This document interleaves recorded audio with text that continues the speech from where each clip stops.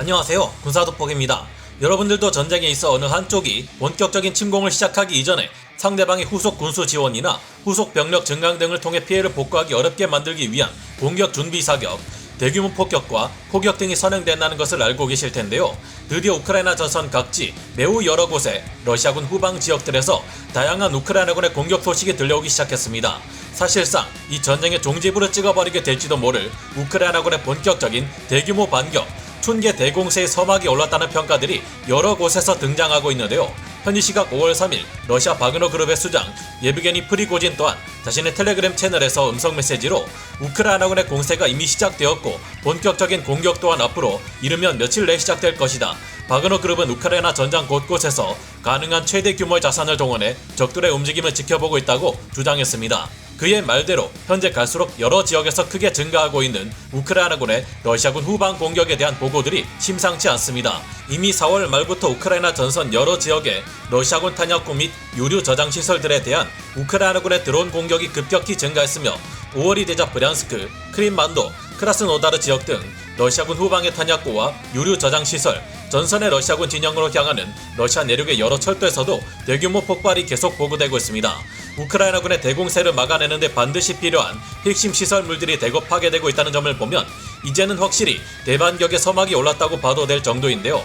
특히 바흐무트 지역의 러시아군들은 우크라이나군이 최근 이제까지 한 번도 보지 못했던 기갑 위력 정찰을 실시한 데 크게 놀랐으며 이에 관련된 사진과 영상들에서는 우크라이나 지역 여러 곳의 땅이 확실히 단단하게 굳어 수백 대 전차와 수천 대 장갑차에 대규모 기동까지 가능해진 상황이라는 것을 알 수 있습니다. 지난 며칠간 바흐무트를 비롯한 모든 전선에서 러시아군의 공격이 전혀 성과를 거두지 못한 상황에서 남부 전선과 동남부 전선에서는 러시아군이 완전히 수세로 돌아섰다고 하는데요.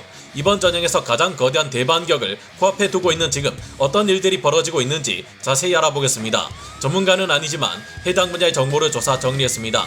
본의 아니게 틀린 부분이 있을 수 있다는 점 양해해주시면 감사하겠습니다.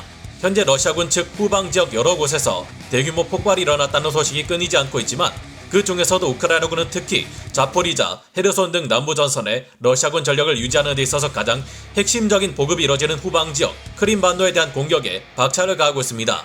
짧은 기간 내에 거의 모든 전선의 러시아군에게 섬멸에 가까운 피해를 주거나 격퇴시켜야 하는 것이 우크라이나군의 입장인 만큼 본격적인 대공세가 시작되면 이로 인한 피해를 러시아군이 도저히 수복할 수 없도록 미리 대규모 공격 준비 사격을 실행 중인 것으로 분석되는데요. 현지 시각 5월 2일에 우크라이나군은 크림반도로 이어지는 러시아 본토 크라스노다르의 올라 연료 저장 시설을 드론으로 공격했고 5월 4일 늦은 밤 러시아 본토의 노브로시스크 동쪽 60km 지점에 위치한 일스키 연료 저장 시설 또한 드론으로 공격했다고 합니다. 이에 앞서 현지 시각 4월 24일에는 우크라이나군의 하이마스 다연장 로켓이 동원되어 마리우폴의 러시아군 탄약 공급 열차를 공격해 파괴하기도 했습니다. 현지 시각 4월 29일 오전 4시 30분에는 우크라이나군의 대규모 드론 공격이 크림반도 서부 해안에 있는 러시아 해군 흑해 함대의 본거지 세바스토폴 외곽의 대규모 연료 저장 시설에 가해져 버섯구름이 솟아오를 정도의 엄청난 피해를 준 바 있었는데요. 당시 러시아군의 10만 리터 규모 연료 탱크 16개가 완전히 파괴되어 버렸는데 이런 피해는 고작 시작에 불과했습니다. 다음 날인 4월 30일 우크라이나군은 러시아군 제58 제병협동군 예하부대가 사용하던 사령부 건물을 파괴했고 5월 1일에는 토크마크를 비롯한 남부전선 후방에 대규모 포격을 실시했는데요. 같은 날 세바스토폴의 대규모 유류 저장 시설에 또다시 우크라이나군의 공격이 가해졌는데 이때 1만 6천 톤 규모의 연료 탱크 4개가 파괴되어 버렸다고 합니다. 다음 날인 5월 2일에는 크림반도의 심페로폴 공항에 우크라이나군 드론 공습이 이어져 훈련 기지와 유리 저장소가 큰 피해를 입었다고 하는데요. 다음 날인 5월 3일에는 브리안스크의 공군기지가 우크라이나군 드론의 공격을 받아 안토노프 엘리사 수송기 한 대가 파괴되는 피해를 입었다고 합니다. 엘린트 뉴스 트위터 계정을 비롯한 여러 오신트 정보통들에서는 현지 시각 5월 4일 3일째 이어지는 크림반도 케르치 대교의 유류 저장 시설 공격 상황을 전했는데요.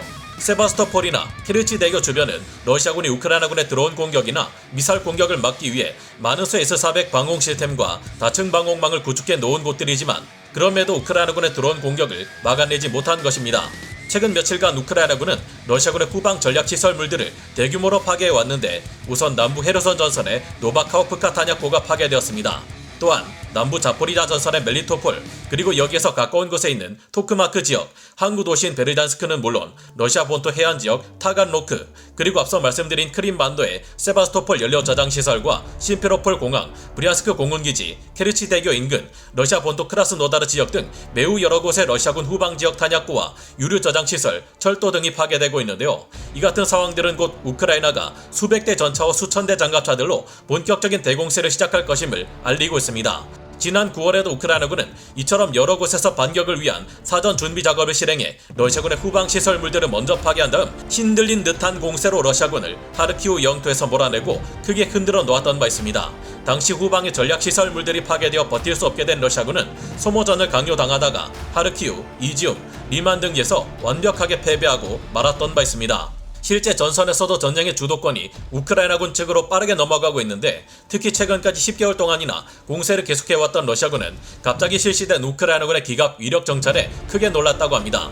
바흐무트 전선 서쪽의 우크라이나군 보급로로 그동안 러시아군이 계속해서 공격해왔던 H-32 도로상에 있는 이바니우스키에서 그동안 나타나지 않았던 강력한 우크라이나군의 기갑 전력이 위력 정찰을 실시했다고 하는데요. 당시 우크라이나군의 기갑 위력 정찰 부대에는 T-64BV 전차와 여러 대의 YPR-65 장갑차 및 BMP-1 보병 전투 장갑차, 딩고 차륜형 장갑차가 동원된 것으로 보입니다. 물론 아무리 그래도 어디까지나 러시아군 방어선의 약점이 어디인지 파악하기 위해 실시된 위력 정찰인 만큼 결국 러시아군과의 격렬한 전투 끝에 우크라이나군의 기갑 위력 정찰 부대는 격퇴되었습니다. 러시아 방어군은 빠르게 이동하는 우크라이나군 위력 정찰 부대를 대전차 미사일과 긴급 동원한 항공 전력으로 막아냈지만, 이 당시 전투로 인한 러시아군의 피해 또한 상당했던 것으로 알려졌습니다. 뿐만 아니라 도네츠크의 불레다르, 자포리자주의 바실리카, 오리히브, 훌리아이폴 방면에서도 우크라이나군의 위력 정찰이 가해졌다는 보고가 이어지고 있는데요. 이 지역들에서도 우크라이나군의 공세는 격퇴되었지만 어디까지나 러시아군의 약점을 알아내기 위한 위력 정찰인 만큼 해당 전선들의 러시아군을 크게 긴장시키고 있습니다. 이에 맞서 최근 러시아군은 자포리자 지역에 방어군 일부를 이동 배치시켰고 방어선을 더욱 강화하는 중인데요. 계속해서 여러 곳에서 우크라이나군의 활동이 크게 증가하는 모습을 보이자 러시아군은 최근 불레다르 일대에서 드론과 소위 34 전폭기의 연계를 통한 공습을 가하는 등 항공 전력의 지원을 증가시켜 대응하고 있습니다. 그러나 이번 위력 정찰을 통해서 밝혀진 것은 이미 많은 우크라이나 지역의 땅이 대규모 기갑 부대의 기동이 가능할 만큼 단단하게 굳어있다는 것인데요. 아직 드보르치나와 크레미나, 솔레다르 지역은 라스푸티차 현상이 끝나지 않았고 악천후가 이어져 전선이 정체된 상태지만, 다른 곳들에서는 이미 땅이 바짝 말라있어 생각보다 빠르게 우크라이나군의 본격적인 대공세가 시작될지도 모르겠습니다. 다만 아직까지 직접적인 우크라이나군의 공격 준비 징후는 보이지 않는데요. 우크라이나군의 본격적인 대공세가 시작되려면 그 전에 우크라이나군이 대규모 탄약을 끌어모으고 우크라이나 공군 전술기들의 소티 횟수도 크게 증가할 텐데, 아직은 공군 전술기들의 일일 소티가 15소티에서 20소티 정도에 그치고 있습니다. 주요 병력 집결 또한 관측되고 있지는 않고 있기에 아직 우크라이나군은 상당히 신중하게 탐색전을 여러 곳에서 전개하고 있는 것으로 보이는데요. 현재 우크라이나군의 반격이 조만간 시작될 것을 여러 곳에서 예측하면서 지나칠 정도로 많은 예상 시나리오가 나오고 있어 이에 대비하는 러시아군을 더욱 혼란스럽게 만들고 있습니다. 이탈리아의 군사 전문가인 토머스 시 스타이너가 예측한 바에 따르면 늦어도 5월 말에서 6월 초 사이에는 우크라이나군의 본격적인 대공세 조짐이 나타나기 시작할 것이라는데요. 현재까지 우크라이나군에게 지원되어 공격 준비를 마친 서방제 전차만 해도 230대에 이르며 장갑차의 경우 최소 1550대를 넘어서는데, 이외에 우크라이나군이 보유하고 있던 기존의 장비와 부대 규모도 상당한 것으로 알려져 있습니다. 우크라이나군이 대공세를 위해 별 문제없이 새롭게 편성한 신규 여단만 해도 20여 개 이상을 넘어섰고, 이미 나토에서 지원하기로 약속했던 전투 장비 중 98%에 이르는 전력이 공세 준비를 마쳐가고 있는 상황인데요. 이에 비해 러시아군은 전차와 장갑차 전력이 크게 부족한데, 남부전선 베르단스크에는 어떤 대전차 무기에도 한 방에 파괴되는 T-62 전차로도 모자라 그보다 더 구형인 T-54 전차, T-55 전차들이 기갑 전력으로 보충되고 있는 기가 막힌 상황입니다. 러시아군은 장갑차의 경우 BMP-3 보병 전투 장갑차 차체에 125mm 전차포를 탑재해 전선에 동원하려 하고 있는데요. 그러나 본래 장갑차인 BMP-3의 차체를 사용하기에 방어력이 너무 낮아 쉽게 파괴될 것으로 예상되고 있습니다. 여태까지 바흐무트에 오로지 오늘의 전과만을 위해 막대한 병력을 희생시켜왔던 러시아군은 예비대가 너무 부족해 헤르손과 하르키우 지역 일부를 포기해 전선 길이를 1300km에서 800km로 조정해 방어전의 부담을 줄였는데요. 하지만 현재 장비와 탄약이 극도로 부족한 상태에 병력 30만 명으로 전선을 지켜내는 것이 사실상 불가능한 것으로 전망되고 있습니다. 우크라이나군은 그동안 바흐무트에서 지독한 격전을 벌여오면서도 대공세를 위해 새롭게 신설된 부대들을 동원하지 않아 최상의 공세 전력을 유지하고 있지만 러시아군은 그동안 숱한 공수군 전력과 바그너 그룹 용병들, 차량과 소총 여단 등의 전력들을 지나치게 소모해왔기에 너무나 지쳐있는 상태인데요. 어떻게 하면 이 전쟁에서 질 수 있을까만 궁리하던 것과 다름없었다고 해도 과언이 아닐 만큼 러시아군은 지난 10개월간 바흐무트에서 너무 많은 전력을 소모해온 만큼 그에 대한 처절한 대가가 곧 주어질 것입니다. 현재 많은 군사 전문가들과 정보기관 등은 앞으로 우크라이나군에게 있어 가장 큰 적은 러시아군이 아니라 대공세가 너무 순조롭게 진행될 경우 발생할 자만심이라 지적할 정도입니다. 아직 다 마르지 않은 우크라이나의 나머지 일부 지역의 땅이 다 굳어지고 현재 막바지 단계인 우크라이나군의 훈련이 마무리될 경우 우크라이나 전역에서 본격적인 대규모 기동부대의 움직임이 나타날 듯하니 조만간 이에 관한 조짐이 나타나면 그때 상황을 다시 말씀드리겠습니다. 오늘 군사 돋보기 여기서 마치고요. 다음 시간에 다시 돌아오겠습니다. 감사합니다.